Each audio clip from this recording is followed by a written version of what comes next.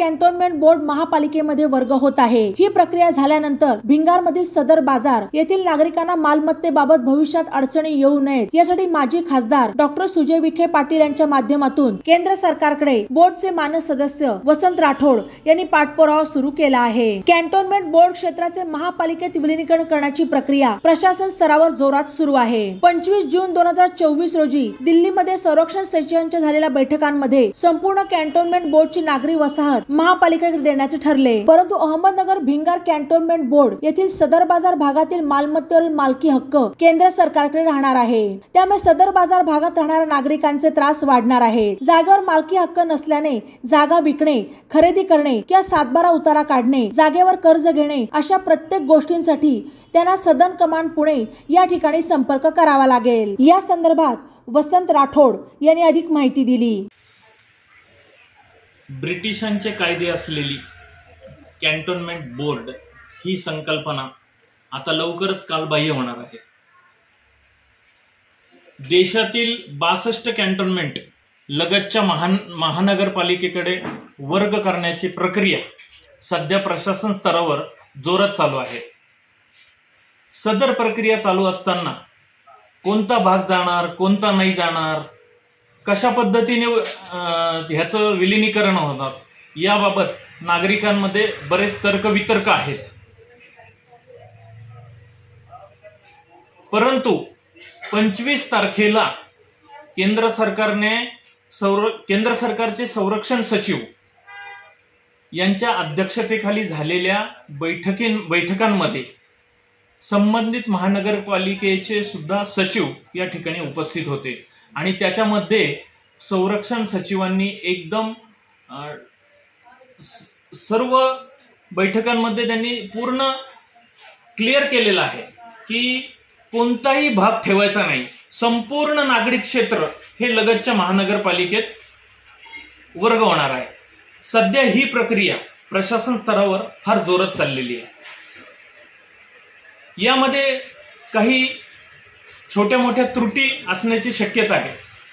तर या सर्व प्रक्रियेवर मी स्वतः ॲज अ नॉमिनेटेड मेंबर लक्ष ठेवून आहे। सदर प्रक्रियेमध्ये एक गोष्ट छोटीशी लक्षात आली, म्हणून आपल्या या कॅन्टोन्मेंट क्षेत्रामध्ये सदर बाजार एक असा भाग आहे जिथे साधारण 250-300 मालमत्ता आहेत।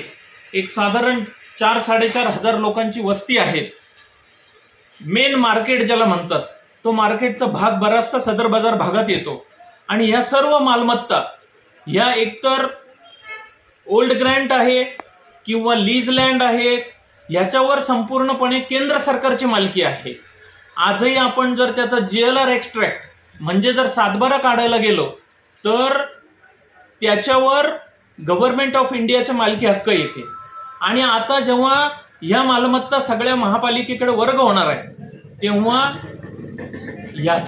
ह्या मालमत्तेचा हक्क पुन्हा एकदा केंद्र सरकारकडेच राहणार आहे असं त्या दिवशी झालेल्या प्रशासनाच्या मीटिंगमध्ये सांगण्यात आलं। तर हा जो मालकी हक्क जर असाच जर केंद्र सरकारकडे पुन्हा राहिला आणि जर भविष्यामध्ये येथील राहणाऱ्या नागरिकांना मग पुन्हा तोच प्रश्न निर्माण होतो। ते कधीही पुन्हा लोकशाहीच्या त्यांना ज्या काही आजच्या योजनांमध्ये म्हणा कुठल्याही सरकारच्या सुविधा घ्यायच्या असेल तर पुन्हा हा एक फार मोठा अडसर ठरू शकतो। म्हणून मी स्वतः आमचे खासदार माननीय सुजयदादा विखे पाटील यांना भेटून या संदर्भात सर्व कल्पना दिलेली आहे की या ज्या मालमत्ता आहे ह्याचा मालकी हक्क या ठिकाणी हे जे मालमत्ता धारक आहेत आजचे ज्यांच्या नोंदी गव्हर्नमेंटकडे आहेत बोर्डाकडे त्यांना याचा संपूर्ण मालकी हक्क देण्यात यावा आणि संपूर्णपणे या जागा फ्रीहोल्ड करण्यात यावा, ज्या योगे या जागांचा उपभोग येथील राहणाऱ्या नागरिकांना घेता येईल, मनसोक्त घेता येईल। आज जर या सरकारच्या जुन्या नियमाप्रमाणे जर आपण महापालिकेत गेलो आणि मालकी हक्क पुन्हा केंद्र सरकारकडेच जर राहणार असेल तर सातबारासारखी छोटीशी गोष्ट जरी काढायची असेल तर आपल्याला पुण्याला जावं लागेल, किंवा एखाद्याला जर नवीन घर बांधायचं असेल किंवा घर बांधण्यासाठी त्याला लोन घ्यायचं असेल बँकेकडून, तरीही तो त्या ठिकाणी लोन घेऊ शकणार नाही.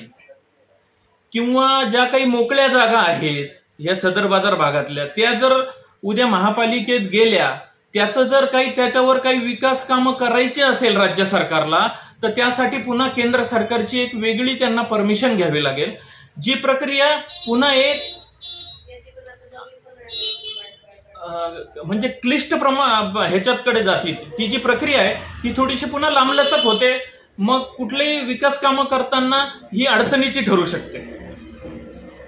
तर अशा प्रकारे ह्या ज्या लीज किंवा ओल्ड ग्रँडच्या जागा आहेत सदर बाजार भागातल्या, या जागा सरकार जेव्हा राज्य सरकारकडे हे देत आहे, तर याचा मालकी हक्क तिथे नोंद असलेल्या सर्व मालमत्ता धारकांना सदर जागा फ्रीहोल्ड करून देण्यात याव्यात, अशी मागणी मी खासदार सुजयदादा विखे यांच्याकडे केलेली आहे. या संदर्भात त्यांना संपूर्ण माहिती दिलेली आहे.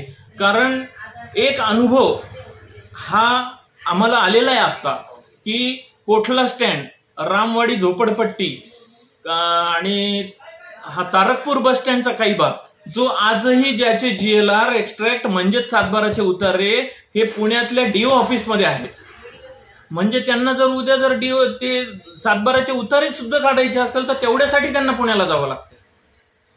मग जी काही संकल्पना आहे केंद्र सरकारची, की ब्रिटिशांच्या ताब्यातून भारत स्वतंत्र झाला, परंतु कॅन्टोन्मेंट मधले नागरिक मात्र काही अजून स्वतंत्र झाले नाही, त्यांना स्वतंत्र करायचं आहे आणि त्यासाठी कॅन्टोन्मेंटची ही संकल्पना बंद करायची आहे. परंतु सदर बाजार भागातील नागरिक मात्र जर ही मालकी पुन्हा जर केंद्र सरकारकडे राहणार असेल किंवा पुन्हा जर केंद्राच्या प्रशासनाकडे राहणार असेल, तर याचा फार मोठा त्रास भविष्यात येथील नागरिकांना होऊ शकतो. तर त्यासाठी ह्या जागा संपूर्णपणे फ्री करून त्याचे मालकी हक्क संबंधित यांना त्या मालमत्ता धारकांना देण्यात यावेत, अशी मागणी दादांना आम्ही केलेली आहे. लवकरच या संदर्भात खासदार सुजयदादा विखे रक्षामंत्र्यांना भेटणार आहेत आणि या सर्व जागा फ्रीहोल्ड करून, म्हणजे मनपाकडे हस्तांतरित करत असतानाच या जागा फ्रीहोल्ड करून मगच मनपाकडे हस्तांतरित कराव्यात, अशी मागणी आम्ही या ठिकाणी केलेली आहे. बातम्यांसाठी नवा मराठा YouTube चॅनलला सबस्क्राईब करा आणि बेल आयकॉनवर प्रेस करा.